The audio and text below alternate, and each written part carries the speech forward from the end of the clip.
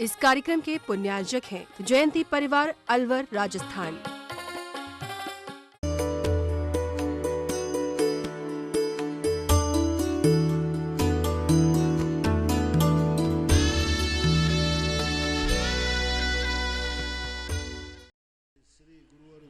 सागर महाराज जय हो। परम पूज्य मुनिवर श्री 108 सुधा सागर जी महाराज की जय हो। अयोध्या से नीरजा सेठिया इनकी जिज्ञासा है। महाराज श्री चरणों में नमोस्तु।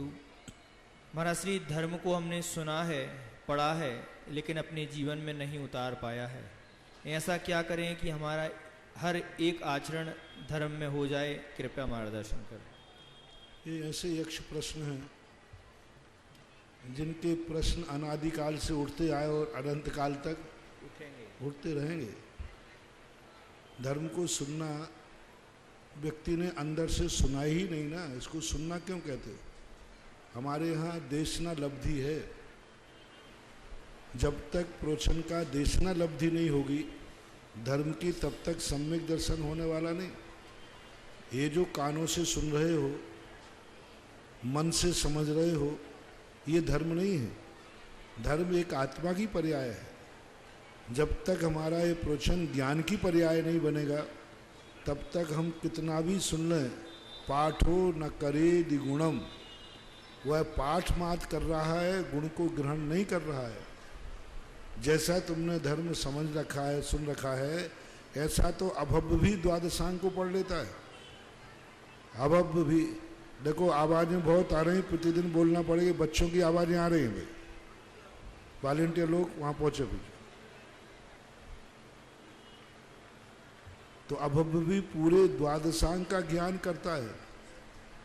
कुंद कुंद भगवान ने तो स्पष्ट लिखा, सद्दह दी, पत्तह दी, रोचे दी, पुणो फासे दी। धर्म को सुनता है, समझता है, प्रतीति में लाता है, कहता है यही सत्य है, लेकिन धम्मम भोग निमित्तम नातु कम्म खय निमित्तम, वह संसार के प्रति अरुचि नहीं छोड़ पाता।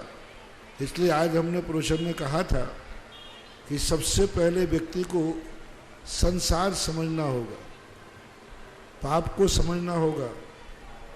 रात्रि भोजन से लाभ क्या है ये की अपेक्षा रात्रि भोजन से हानि क्या है ये समझना पड़ेगा।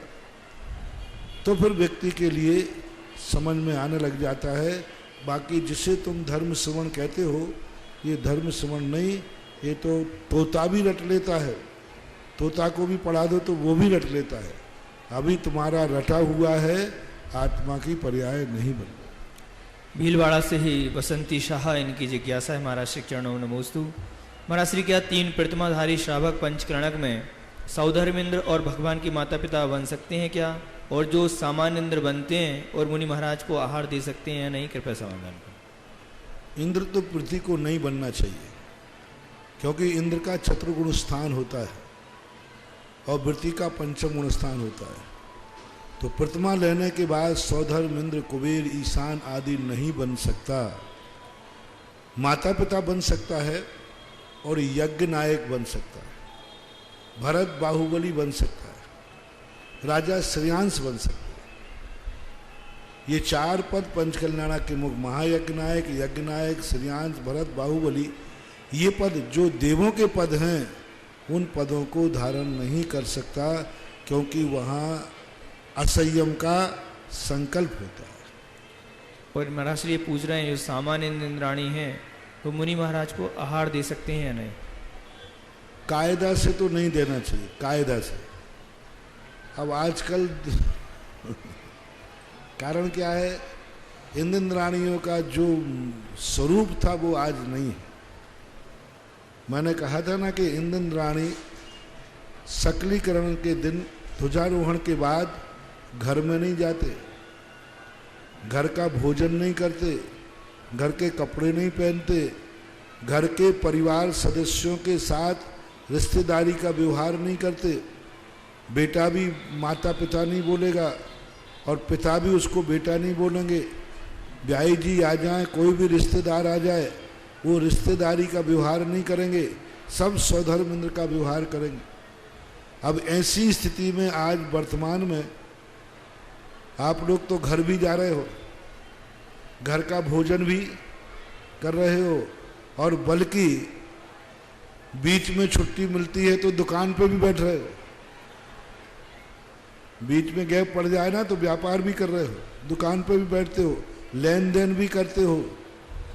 और यहाँ यदि पंडाल में इंद्राणी को कोई उधारी देने वाला मिल जाए तो उधारी भी उगा ले।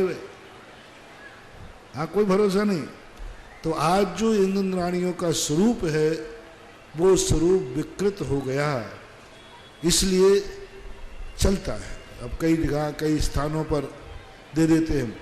अभी तक तो मैंने तो यही नियम बना के रखा है कि मैं जब इंद्राणी का संकल्प हो गया और तुम्हारा सकलीकरण हो गया तो फिर अभी तक तो मैंने इंद्राणियों से आहार नहीं लिए। मैं तो परहेज ही करता हूं कि भाई मत देना चाहिए, क्योंकि कानून और नियम यही है। फिर भी कहीं चल जाए तो अपन उसको सर्वथा निषेध भी नहीं करते।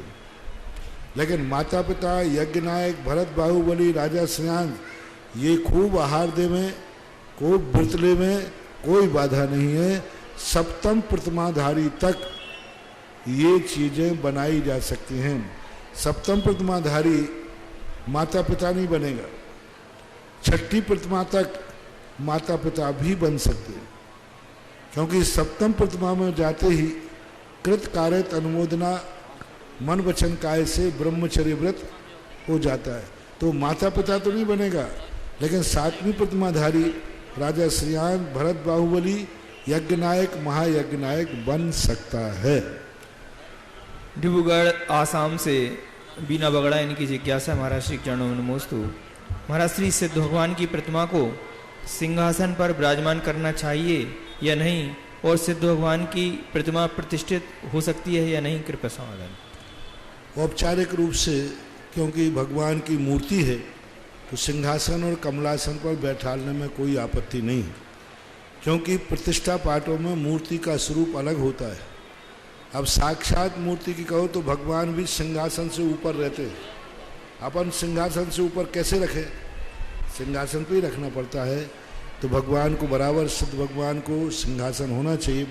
लेकिन वो खाली वाली प्रतिमाएं जो हैं पीतल में कटिंग वाली, वो प्रतिमाएं ना तो प्रतिमाएं हैं और ना उनको मंदिरों में रखना चाहिए। प्रतिमा ऐसी ही होगी जैसे अपने अरहंत की होती है, बस अष्ट प्रातिहार्यों से रहित रहती है। जयपुर से श्रीमती बिमला पापड़ीवाल इनकी जिज्ञासा है। महाराज श्री चरणों में नमोस्तु। महाराज श्री मतभेद एवं मनभेद में संतुलन बनाते हुए परिवार एवं समाज में कैसे प्रेम और एकता भाईचारा स्थापित हो सके, कृपया उचित मार्गदर्शन करें। अपने स्वयं का निजी स्वार्थ यदि छोड़ देवे तो मतभेद खत्म हो जाएंगे। मतभेद खत्म करने की जरूरत ही नहीं। मत तो रखना चाहिए, लेकिन मनभेद का स्थिति है मात अपना निजी स्वार्थ छोड़ दे। मनभेद जब ही होते हैं जब व्यक्ति का निजी कोई स्वार्थ होता है, इसलिए निजी स्वार्थ छोड़ने से मनभेद खत्म हो सकते हैं। नसीराबाद से अशोक जैन की जिज्ञासा है। महाराज श्री चरणों में नमोस्तु। महाराज श्री रतनलाल जी बेनाड़ा जी ने जैन पाठशाला में बताया कि ईसा से 1000 साल पहले कुदेव, कुशास्त्र व कुदेव की कोई नहीं मानता था, इसलिए श्री गुरु को श्रावकाचार ग्रंथ की रचना की जरूरत पड़ी। तो महाराज जी 3000 साल पहले सभी वर्ग के लोग सच्चे जैन धर्म का आचरण करते थे, और क्या खोटा धर्म चलने के लिए उस समय के गुरु जिम्मेदार हैं या उस समय के राजा, कृपया समाधान करें।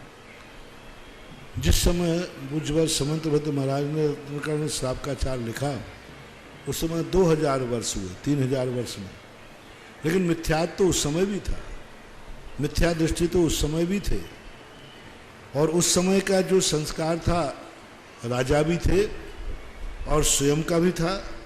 राजा ही सब कुछ करेगा नहीं, स्वयं का प्रमाद भी था, स्वयं की तत्वरुचि नहीं थी, इसलिए ऐसा होता था। और राजा लोग भी कई बार परिस्थितियां भी कारण इसमें बन जाती हैं निमित्त रूप से। ऑनलाइन जिज्ञासाओं के पश्चात प्रत्यक्ष रूप से विराजित श्राव श्राविकाओं में प्रथम जिज्ञासा के लिए मैं आमंत्रित करता हूं श्री कैलाश चंद जी टोंगिया, रामगंज मंडी। और उसके पश्चात तैयार रहे टीना जी सोनी भिलवाड़ा। नमोस्तु महाराज साहब, नमोस्तु नमोस्तु। महाराज साहब, व्यंजन स्वग्रह और व्यंजन ग्रह अर्थावग्रह, इसका क्या भेद है? व्यंजन स्वग्रह, सूत्र शुद्ध बोलो। व्यंजना स्यावग्रह। हाँ, व्यंजन का जो अवग्रह है वो अवग्रह ही होता है। हमारे यहाँ दो प्रकार के उज्ज्वल उमा स्वामी महाराज ने त्रितत्वार सूत्र के अंदर अर्थावग्रह और व्यंजनावग्रह, तो अर्थावग्रह का तो सब मालूम है, ईहा अभाय आदि, लेकिन व्यंजन का अवग्रह ही मात्र होता है, ईहा आवाय और धारणा नहीं होती। व्यंजन किसे कहते हैं? एक क्षण के लिए, जैसे उदाहरण दिया कि नया सकोरा है मिट्टी का, उस पर अपन ने पानी की बूंद डाली तो कितनी देर लगेगी, उसको तुरंत सूख जाएगी। तो कुछ पदार्थ ऐसे होते हैं जो मात्र जिनका व्यंजनावग्रह होता है। अवग्रह यानी वो दिखे तो सही लेकिन शंका होने का मौका ही नहीं मिला और वे समाप्त हो गए। जैसे आप रेल में सफ़र करते हैं, खिड़की के बाहर आप झांकते हैं तो स्पीड से जब गाड़ी जा रही है तो उस समय कितने पदार्थ आप देखते हैं, लेकिन ये प्रश्न नहीं होता कि ये क्या है। देखते तो हैं कि नहीं, लेकिन देखते समय ये विकल्प नहीं आ पाता कि ये क्या है, जब तक तो वो निकल गया। तो इसे बोलते व्यंजनावग्रह। बहुत सारी वस्तुएं ऐसी हैं जो हमारे ज्ञान का विषय बनती हैं, लेकिन वो इतने जल्दी नष्ट हो जाती हैं कि हम उनका आवाय ईहा आदि नहीं कर पाते। उसको बोलते व्यंजन अवग्रह। और अर्थावग्रह के अंदर, अर्थावग्रह ने स्पष्ट, अर्थाने स्पष्ट, जिसमें हम अवग्रह भी करते हैं, ईहा भी करते हैं, आवाय भी करते हैं और धारणा भी बनती है। हम स्पष्ट रूप से देख रहे हैं कि ये माइक है, तो और ये कोई ऐसी चीज को मानना चाहिए। नमोस्तु महाराज, नमोस्तु। टीना जी सोनी भिलवाड़ा। गुरुदेव के चरणों में मेरा शत शत नमन, शत शत नमन, शत शत नमन। महाराज जी, मेरी जिज्ञासा यह है कि भगवान के सम्मोह शरण में जो भी जीव बैठते हैं वो सभी मोक्षगामी होते हैं क्या? सम्मोह शरण की रचना कैसी होती है?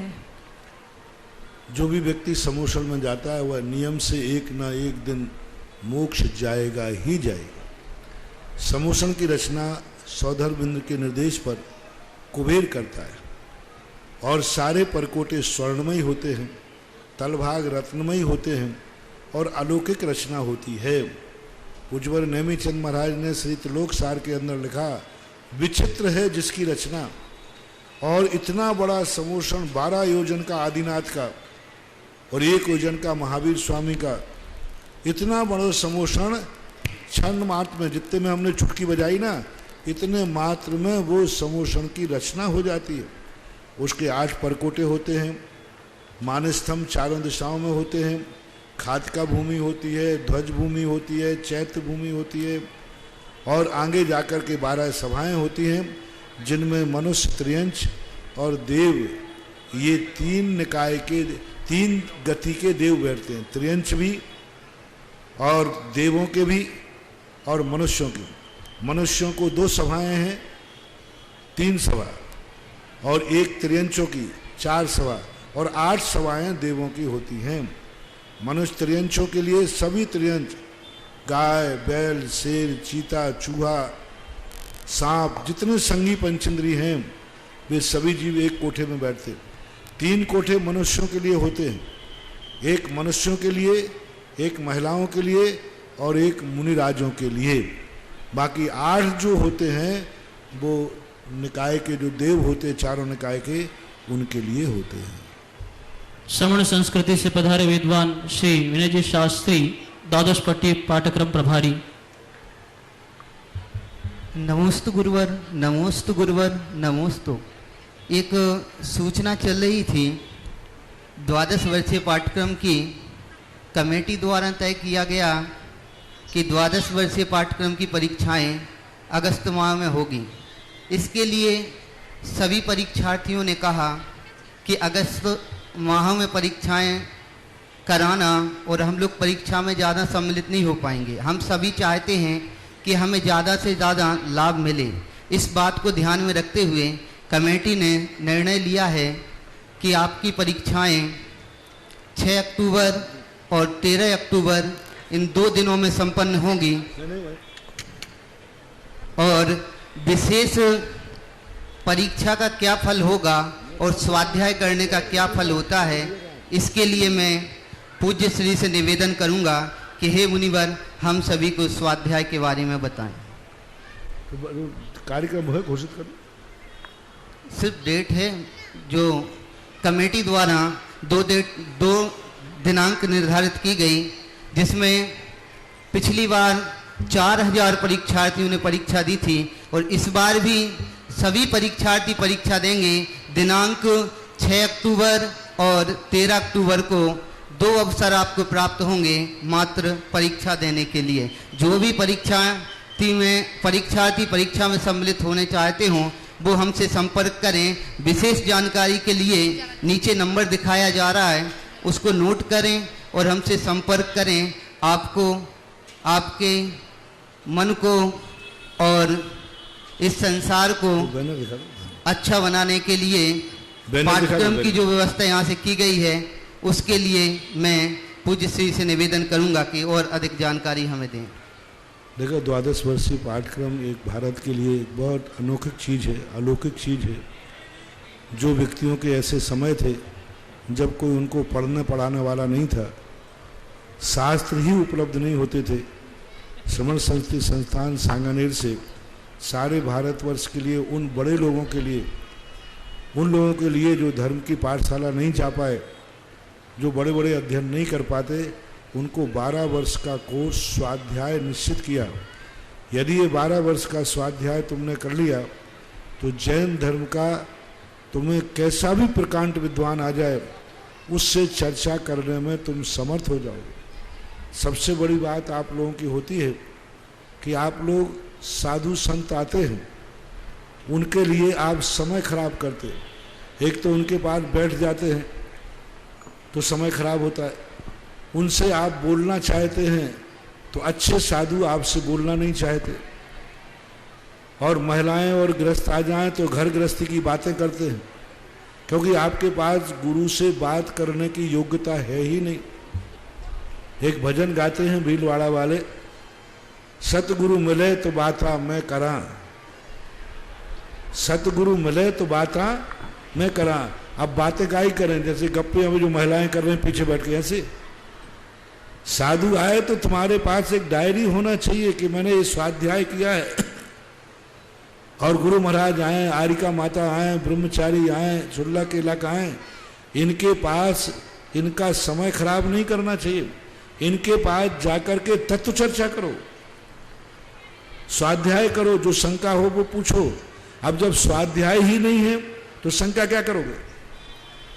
अब मैंने ये जिज्ञासा समाधान का कार्यक्रम तो रख दिया, अब तुम्हारी जिज्ञासा ही नहीं है, और जिज्ञासाएं तो घर गृहस्थी की बातें आती, हमारा धंधा कैसे चलेगा, हमारे बच्चे का विवाह नहीं हो रहा, कब होगा, ये सारी बातें हैं। तो इसके लिए जिज्ञासा समाधान नहीं है। जो 12 वर्षीय शब्द पाठ्यक्रम रखा, इसको पढ़ोगे तो जिज्ञासा में आपकी जिज्ञासा पूछी जाएगी और आप भी करेंगे। तो ये 12 वर्षीय सबके लिए, हर जैन ग्रस्त के लिए नियम बना लेना चाहिए, हम स्वाध्याय करेंगे। अब पूरा कोर्स यदि तुम नहीं पढ़ पाओ तो कोई बात नहीं, एक ग्रंथ पढ़ लेना, उसमें से एक ग्रंथ में से परीक्षा होगी तो पासिंग मार्क तो मिल ही जाएंगे।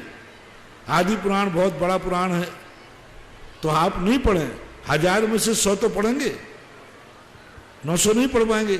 तो जितना आपसे बनता है उतना पढ़िए, परीक्षा दीजिए, और तारीखें जो हैं आप आपकी सुविधा अनुसार, अभी जो परीक्षा के प्रभारी हैं इनके लिए आप इनसे संपर्क करें, फोन करें, और जो तारीख इन्होंने दी इस संबंध में कोई विकल्प हो तो आप चर्चा करें। नमस्ते। 12 वर्षीय यह पाठ्यक्रम, जो कि बहुत सरल पाठ्यक्रम है, आप लोगों को जानकारी दे दूं मैं। मुनिश्री की अनुकंपा असीम कृपा से ये सांगानेर संस्थान के द्वारा एक पाठ्यक्रम विशेष रूप से आप लोगों के लिए तैयार किया गया। हम लोग शास्त्री करके जहां समाज में सेवाएं देते हैं, बहुत कम जगह हम लोग पहुंच पाते हैं शिविर इत्यादि के माध्यम से, या हम लोग जो मुनिश्री के अनुकंपा से, आशीर्वाद से कुछ लोग गवर्नमेंट जॉब में भी पहुंच गए, हम 65-70 लोग, और वो जहां जहां रह रहे हैं वहां पर अपना स्वाध्याय कराते हैं। लेकिन फिर भी बहुत सारे लोग उस स्वाध्याय से वंचित हो जाते हैं। इसलिए महाराज जी के आशीर्वाद से सांगानेर संस्थान के द्वारा 12 वर्षीय पाठ्यक्रम बहुत सरल पाठ्यक्रम है। सभी महिलाओं पुरुषों को इसमें भाग लेना चाहिए। और आपको एक जानकारी और दे दें, सहजता में, बिल्कुल सहजता में आपके एक फोन के द्वारा आप सुबह से 8 बजे से 7 बजे से जब से फोन करना चाहें फोन करें, रात के 10 बजे तक भी आप फोन करते हैं तो आपको उत्तर मिलेगा। और उस उत्तर पर आप जो भी किताबों की मांग करते हैं वो आपके पास में 7 दिवस के अंदर में पहुंच जाएंगी। इतनी सरलता के साथ में, आप सहजता के साथ में वो साधन उपलब्ध हैं आपके पास किताबों के। परीक्षा मत डरिएगा। एक पाठ पढ़ा करते थे बचपन में, एक परीक्षा के नाम से पाठ आता था कि परीक्षा से बहुत डर लगता है। लेकिन महाराज जी ने जब हम लोगों को आदेश दिया, उस आदेश के माध्यम से ये चीज आई कि परीक्षा को इतना सरल कर दो कि कोई भी यदि कुछ दिनों की मेहनत कर ले और एक ग्रंथ को भी पूरा पढ़ ले, अच्छे से पढ़ ले थोड़ा, तो उसके कम से कम 60-70 नंबर तो आ जाएंगे। यानी निश्चित मान के चलो इस मंच के द्वारा कि उस परीक्षा में बैठने वाला लगभग फेल नहीं होता। यदि आप लिखोगे नहीं तो बात अलग ही है। इसलिए आप उस परीक्षा से डरिएगा मत। और सबसे ज्यादा नंबर प्राप्त करने वाले एक भारतवर्ष पर अनेक पुरस्कार भारतवर्ष पर भी हैं और प्रत्येक राज्य से पुरस्कार हैं। और सबसे बड़ी बात, आपको परीक्षा देने के लिए कहीं जाने की जरूरत नहीं है। सेंटर आपके पास में बनाए जाते हैं। आपके गांव में यदि 50 शिविरार्थी से ज्यादा, 50 विद्यार्थी से ज्यादा यदि होते हैं तो वहां पर एक सेंटर की परीक्षा सेंटर की व्यवस्था की जाती है। आप वहां पर परीक्षा दीजिए, आपको वहां पर पेपर सामग्री मिलेगी और प्रमाण पत्र हर एक के लिए मिलेगा। ये जानकारी हमारे भैया और नंबर इस पर आ रहा है, आप उससे नंबर। उसके लिए आप लोगों को, जो गरीब लोग हैं, जो कोर्स की सहायता नहीं कर, क्योंकि महापुराण महंगा है, इतनी राशि से नहीं खरीद सकते हैं, तो आप ईमानदारी से गरीबी का प्रमाण पत्र देकर निःशुल्क भी जिनवाणी मंगा सकते हैं। ये भी छोटा चले आगे जिज्ञासा के लिए श्रीमान मनोज जी बाकलीवाल और तैयार रहेंगे श्रीमती अंजलि जी जैन भीलवाड़ा। प्रातः स्मरणीय परम पूज्य गुरुदेव के चरणों में श्री बार नमोस्तु नमोस्तु नमोस्तु। गुरुदेव, आज संपूर्ण भारत ही नहीं विश्व में जिज्ञासा समाधान अपनी नित नई ऊंचाइयां प्राप्त करता जा रहा है। मेरा एक छोटा सा प्रश्न है गुरुदेव कि हम भगवान को मानते हैं, गुरु को मानते हैं, लेकिन भगवान की नहीं मानते, गुरु की नहीं मानते हैं। ऐसे में हमें क्या करना चाहिए गुरुदेव? समाधान करें। अभी तो पहला प्रश्न भी एक जवाब हमने यही दिया था कि अभी तुमने भगवान को माना ही नहीं। आज प्रातःकाल का प्रवचन यही था कि गुरु को यदि मानते हैं तो फिर गुरु जो कहें उसे स्वीकार करो। तो ये मानना नहीं कहलाता है, ये तो एक कुल परंपरा से हमारे यहाँ एक कुल धर्म होता है। सभी लोगों ने कहा है, तुम्हारे बाप दादों ने, कि ये जिनेंद्र भगवान को अपन मानते आए हैं, तो तुम मानने लग गए। कभी कभी भय से मानते हो, कई बार लोभ से मानते हो, कई बार तुम्हारे मन में मोह से मानते हो। अंदर आत्मा की पर्याय से जो मानेगा, फिर वह व्यक्ति भगवान को भी मानेगा, भगवान की बात भी मानेगा, गुरु को भी मानेगा, गुरु की बात भी मानेगा, शास्त्र को मानेगा, शास्त्र की बात मानेगा। लेकिन वो अंदर चेतना से आवाज आना चाहिए। ज्ञान की पर्याय नहीं बनता है। मात बाहर बाहर से हमारा सिद्धांत है। ये सिद्धांत थोड़ी सी कोई दूसरा व्यक्ति मिल जाए तो वो सिद्धांत खत्म हो जाता है। जैसे अभी 2 दिन पहले मैंने कहा था, गुरु को माना, गुरु ने कहा कि ये खरगोश है, लेकिन 4 ठगियों ने जब उसे कुत्ता कहा तो गुरु की बात को नकार दिया और छोड़ दिया। दुनिया दुर्योधन के समान है। माँ ने कहा कि बेटा तू दिगंबर होके आ जा, लेकिन वह नहीं माना। रास्ते में किसी ने कह दिया लंगोट लगा ले, उसने लगा लिया। अब वो माँ को मानता था, लेकिन माँ की बात नहीं मानी तो मर गया।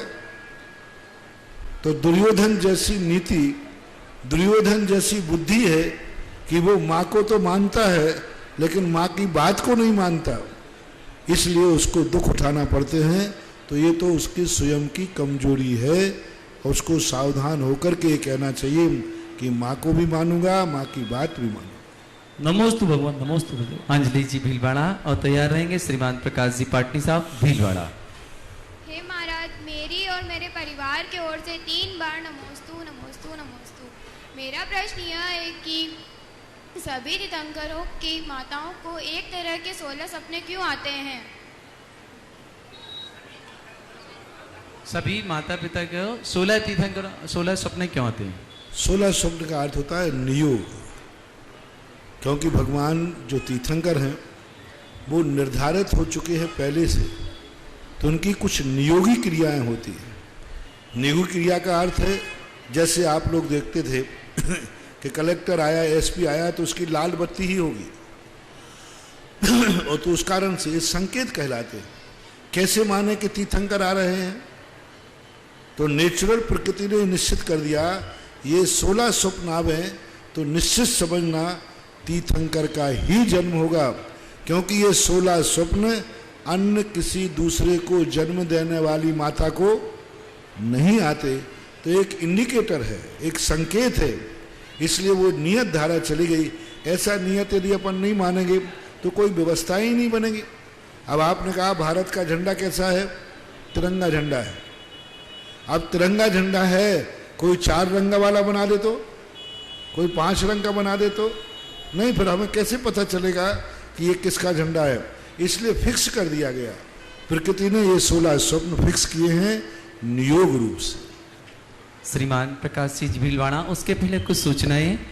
हम सब जानते हैं कि पंच कल्याणक प्रारंभ हो गए हैं। कल जन्म कल्याणक भगवान का महामहोत्सव परम पूज्य मुनिपुंग 108 श्री सुधा सागर जी महाराज के सत्संग सानिध्य में यहाँ मनाया जा रहा है।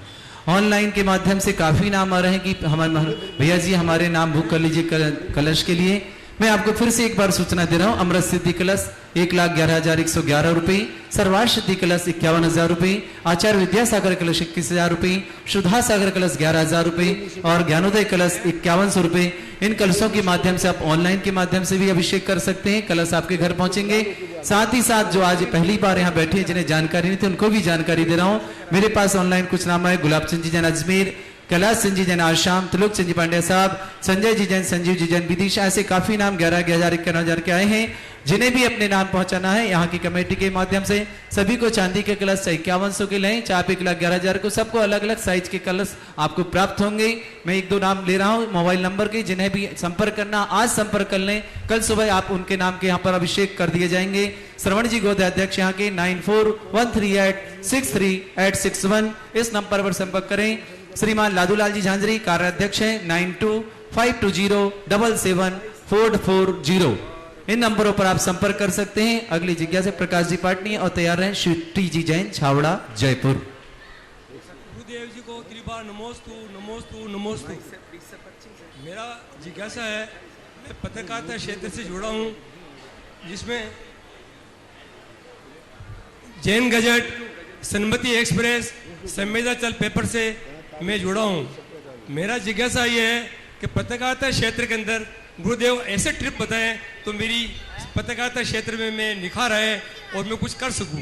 दूसरा प्रश्न मेरा ये है, पहला प्रश्न पत्रिका के संबंध में। जी हाँ, मैं जैन गजट और सन्मति एक्सप्रेस और संवेदन से जुड़ा हूँ।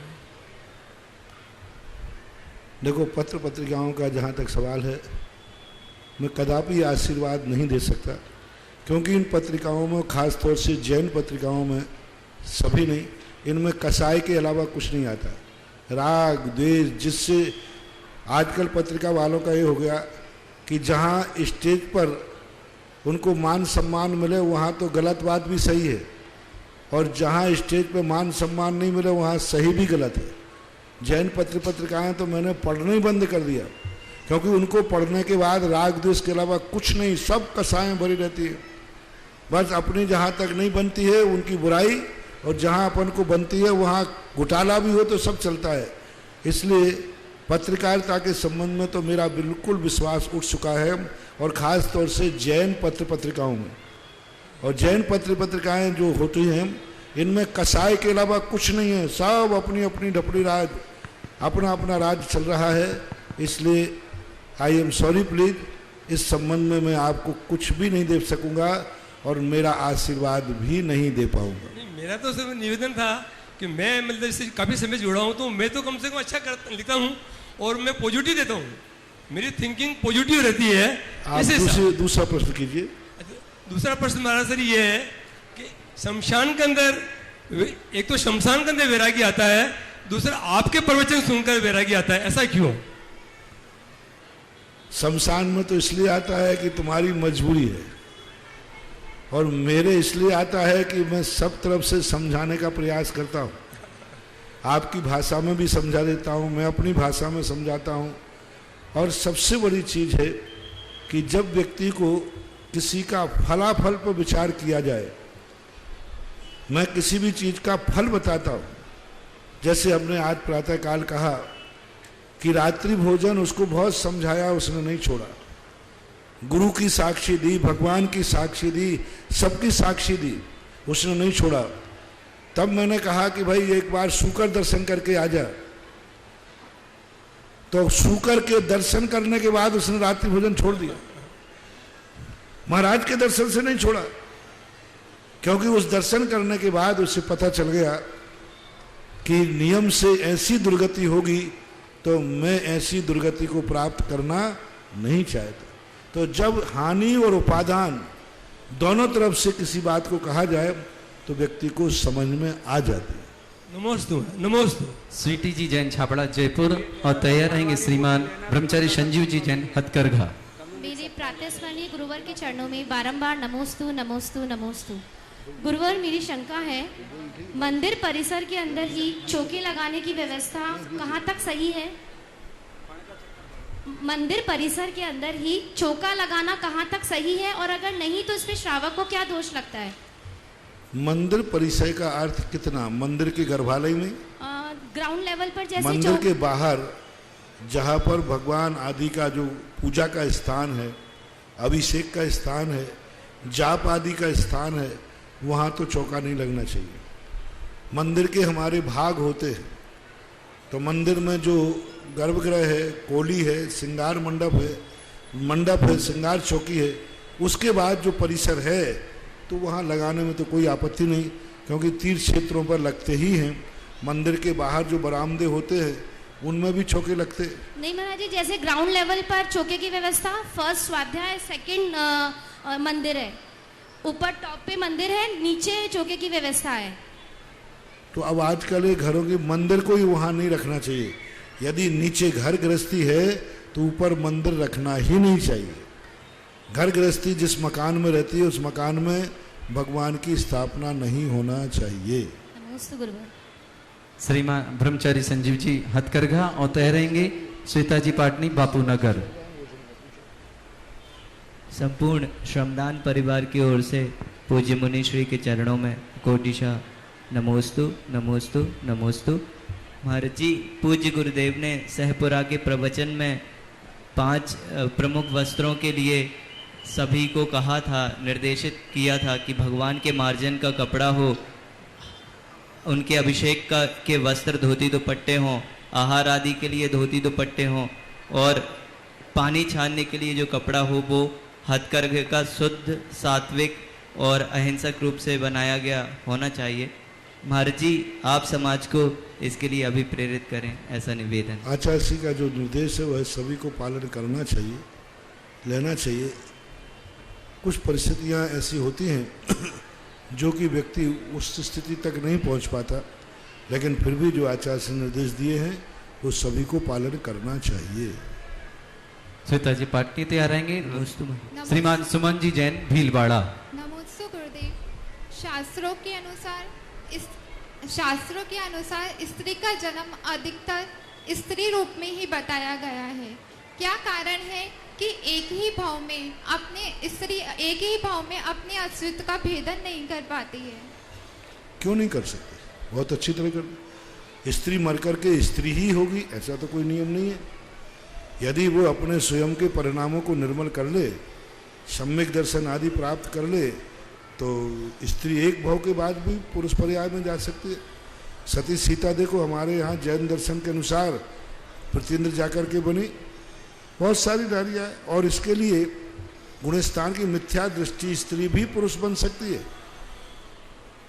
जो स्त्रियों के बंध, स्त्री वेद के बंध के कारण हैं, उन कारणों को यदि छोड़ दिया जाए तो कोई जरूर नहीं कि आज की स्त्री कल स्त्री ही बनेगी, ऐसा कोई नियम नहीं है, पुरुष भी बन सकते। श्रीमान सुमन जी भीलवाड़ा और तैयार रहेंगे लिपिका जी जैन भीलवाड़ा।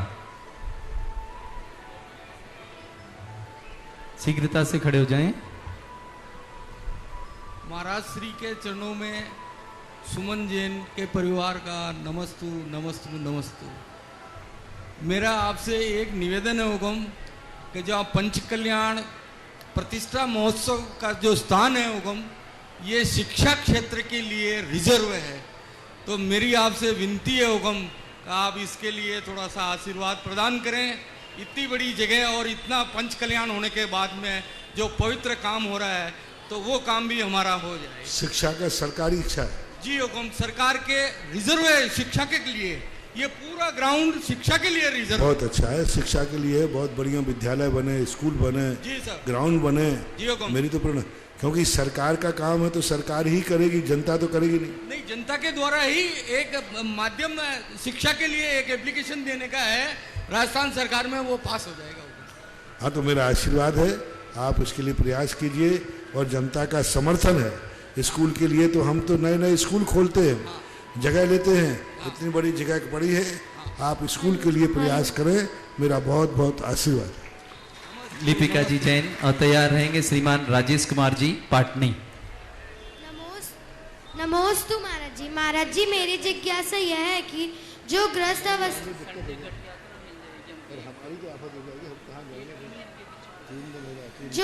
अवस्था को छोड़ देते हैं, वह पूजन और अभिषेक क्यों नहीं करते हैं? जो ग्रस्त अवस्था को छोड़ देते हैं, वो पूजन और अभिषेक क्यों नहीं करते हैं? क्योंकि उन्हें पैसा नहीं चाहिए। जिनको पैसा चाहिए हो, मकान चाहिए हो, कपड़े चाहिए हो, और बाजार में घूमने के लिए चाहिए हो, टीवी चाहिए हो, वो लोग पैसा, वो पूजा पाठ करते हैं। अब हम महाराज लोगों को ना तो मकान चाहिए, ना परिवार चाहिए, ना पैसा चाहिए, ना टीवी चाहिए, कुछ नहीं चाहिए। आहार है तो वो आप लोग दे ही देते हैं। इसलिए जिनको पैसा चाहिए हो, मकान चाहिए हो, धन दौलत चाहिए हो, वे अभिषेक और पूजन, ये उसी की समृद्धि के लिए ये दान पूजाएं हैं। बहुत अच्छा प्रश्न था, ये मानना। राजेश कुमार बच्ची का प्रश्न था, बच्चे की भाषा में समझा दिया।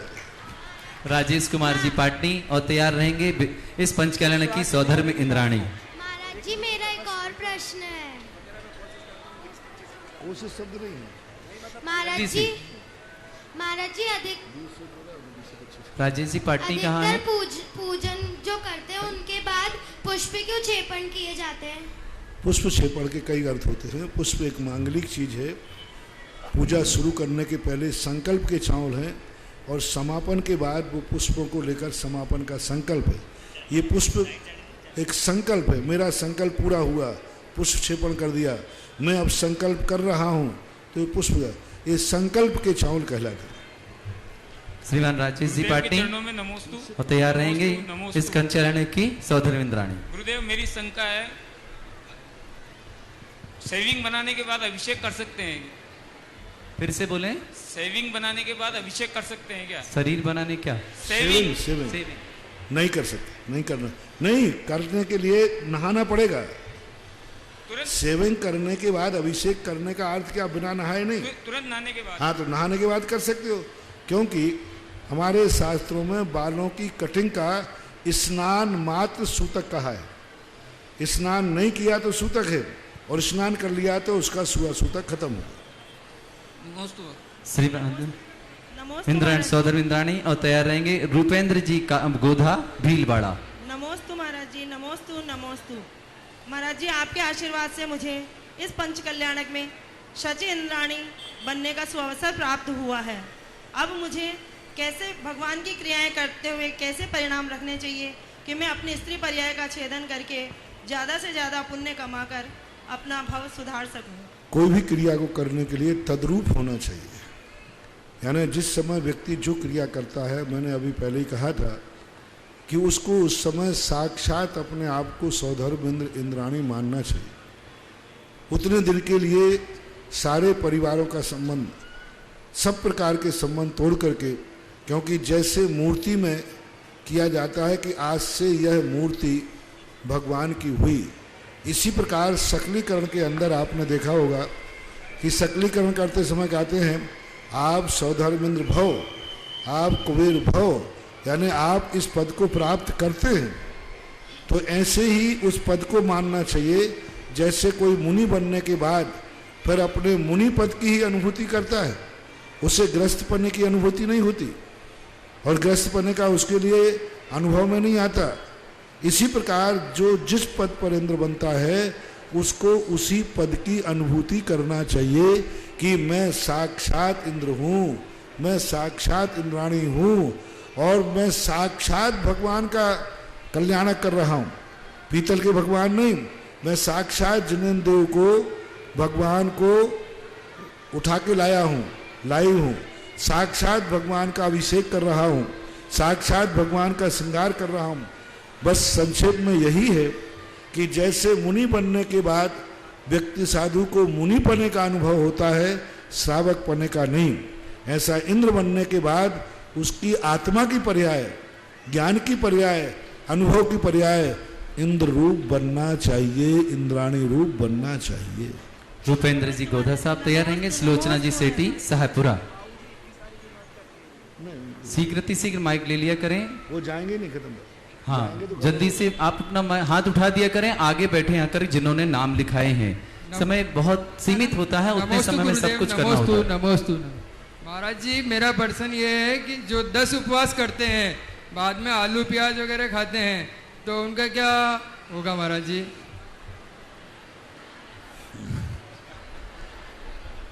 कोई मतलब नहीं, कोई फर्क नहीं पड़ता। ऐसे कहलाते हैं गज स्नान। ऐसे लोग हाथी के स्नान के समान कहलाते हैं। जैसे हाथी तालाब में जाता है तो नहा लेता है, बहुत साफ होता है, और किनारे आकर के उसी सूंड से मिट्टी डाल लेता है, तो ऐसे लोग गज स्नान के समान कहलाते हैं। उपवास कर लिया फिर आलू खा लिए, सब बराबर हो गए। नमस्ते गुरु। श्रीमती सुलोचना जी सेठी साहेबपुरा तैयार रहेंगे। श्रीमान प्रवीण जी जैन शास्त्री नगर भीलवाड़ा, माइक आगे भेज दें। गुरुवर के चरणों में मेरा बारंबार नमोस्तु नमोस्तु नमोस्तु गुरुवर। हे गुरुवर, मेरा शंका समाधान शंका यह है कि आदिनाथ भगवान की जो जयमाला है पूजन की, उसमें पकड़ कसाय तान वो उसमें तन कर खाए हो, ये पंक्ति है तो ये उचित है बोलना या नहीं? कुछ हिंदवाणी से इस पंक्ति को हटा दिया गया। क्या बोलना? पकड़ कसाय जाल में पापी काट काट तन खाए हो। आप कागज में लिख के दीजिए। चलिए, श्रीमान प्रवीण जी जैन शास्त्री और तैयार रहेंगे के बाद दीना जी लोहाड़िया भीलवाड़ा। गद्य पद्य जितने पद होते हैं दोहे रूप में या श्लोक होते वो लिख के दे रहे थे, क्योंकि आप शुद्ध उच्चारण नहीं करते, इसलिए वो फिर गलत अर्थ हो जाए। लिख दीजिए। नमोस्तु महाराज जी, मेरी जिज्ञासा ये है कि भीलवाड़ा के अंदर आपके सानिध्य में 6 मंदिरों के पंच कल्याणक हो गए हैं और सभी कॉलोनी जो 6 मंदिर में हुई है समृद्धि की ओर अग्रसर हो रहे हैं। हम शास्त्री नगर वालों का कब पुण्योदय होगा कि हमारे मंदिर जी का भी पंच कल्याण आपके सानिध्य में होकर के और हमारे यहाँ की भी समाज समृद्ध और खुशहाल बनी? कभी कभी क्या है, कोई व्यक्ति बहुत लेट चेतते हैं। यदि ये पहले चेत जाते तो हमारे लिए और इनको स्वतंत्र रूप से समय दे देता। अब समय मेरा देखो चातुर्मास का समय है। आप पूज्य गुरुदेव हमारे लिए कहाँ कैसा चतुर्मास का समय देते हैं उसके ऊपर आधारित होता है। फिर भी मैं अपनी रिक्स पर आप लोगों को 15-20 दिन, क्योंकि अभी यहाँ के कार्यक्रम हमें भीलवाड़ा के और भी कार्यक्रम करना है, तो 15-20 दिन के अंदर अंदर कोई तारीख मिल जाए प्रदीप भैया से तो भी मैं रिक्स लेकर सोच सकता हूँ, वो भी रिक्स लेकर। तो प्रदीप भैया से आप बात करें, वो घोषित करें कोई तारीख, फिर मैं बताता हूँ। और फिर तारीख घोषण होने के बाद ही कल बताते हैं कि आप लोगों ने बोलियों का भी प्रोग्राम रखा है, तो पहले तारीख घोषित करें फिर बताएं। देखिएगा, प्रतिष्ठाचारी की भूमिका अपनी जगह रहती है, लेकिन प्रतिष्ठाचारी बिना संतों की प्रतिष्ठा कर नहीं सकता है। तो जब संतों की अनुकंपा आपके साथ है और आशीर्वाद उनका है, तो 20 जून से लेकर 25 जून की तारीख ऐसी है कि इसमें आप सब लोग सम्मिलित होकर के प्रतिष्ठा का आनंद ले सकते हैं। लेकिन इसमें भी मेरा नहीं, अगर महाराज श्री का आशीर्वाद होगा तो।